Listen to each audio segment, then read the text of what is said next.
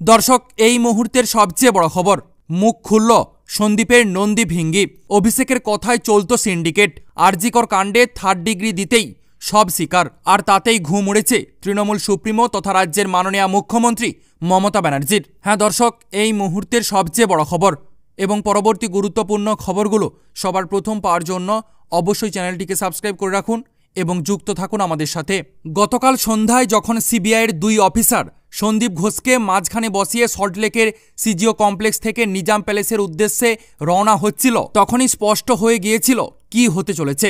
গ্রেপ্তার হয়েছে সন্দীপ, সেই সঙ্গে সিবিআই গ্রেপ্তার করেছে বিপ্লব সিং, সুমন হাজরা এবং আফসার আলীকে, যারা আরজিকর হাসপাতাল এবং সন্দীপের সঙ্গে ওতপ্রোতভাবে জড়িত। আরজিকর হাসপাতালে আর্থিক দুর্নীতি মামলায় সন্দীপ সহ 4 জনকেই আজকে আদালতে হাজির করাবে সিবিআই, কিন্তু তার আগেই টানা 4 ঘন্টা জেরা করা হয় সন্দীপ, সুমন, আফসার এবং বিপ্লবকে। আর সেই জিজ্ঞাসাবাদে উঠে এসেছে বিস্ফোরক সব তথ্য। বিপ্লব, সুমন হলেন সন্দীপের নন্দী ভিঙ্গি। সিবিআইয়ের এক অফিসারের কথায় হাসপাতালে যা যা সরবরাহ হতো তা সবই করতেন ওই 2 জন। হাসপাতাল প্রশাসনের সঙ্গে যুক্ত এক কর্তার কথায় বিস্কুট থেকে জলের বোতল, অক্সিজেন সিলিন্ডার থেকে বেড সবই সরবরাহ করত বিপ্লব এবং সুমনের সংস্থা।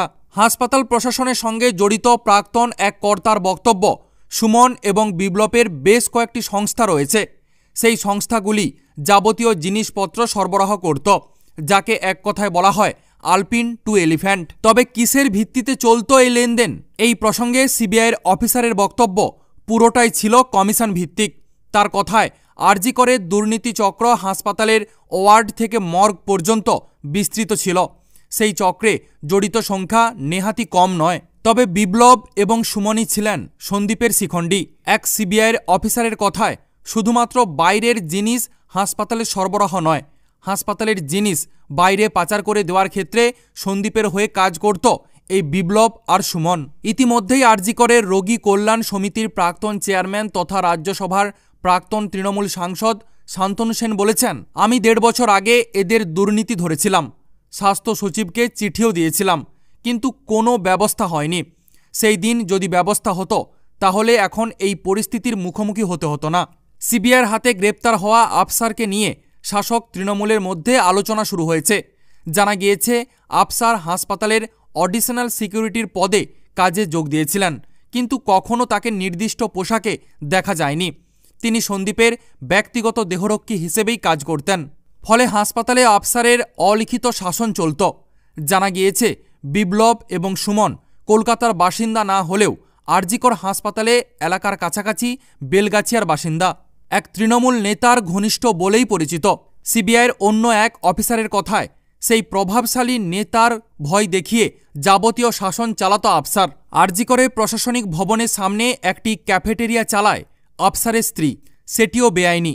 আফসারের ভাই আরজিকর হাসপাতালে বেআইনি পার্কিং চালান বলে অভিযোগ। সিবিআইয়ের অফিসারের কথায় সবটাই হতো লেনদেনের ভিত্তিতে, যার সঙ্গে জড়িয়ে রয়েছে সন্দীপ। যদিও তৃণমূলেরই অনেকের আশঙ্কা এবং অনেকের আশা এর পরে আরও বেশ কিছু প্রভাবশালী সিবিআইয়ের আতস কাচের নিচে আসবে।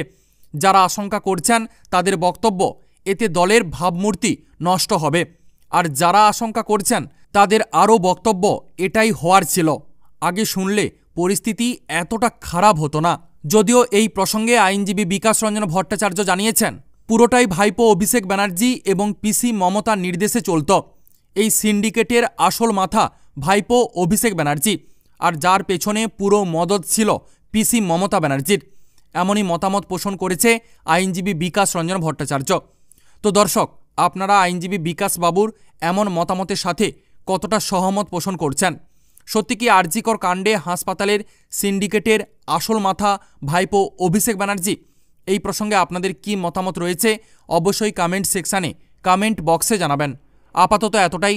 পরবর্তী গুরুত্বপূর্ণ খবরগুলো সবার প্রথম পাওয়ার জন্য অবশ্যই চ্যানেলটিকে সাবস্ক্রাইব করে রাখুন এবং যুক্ত থাকুন আমাদের সাথে।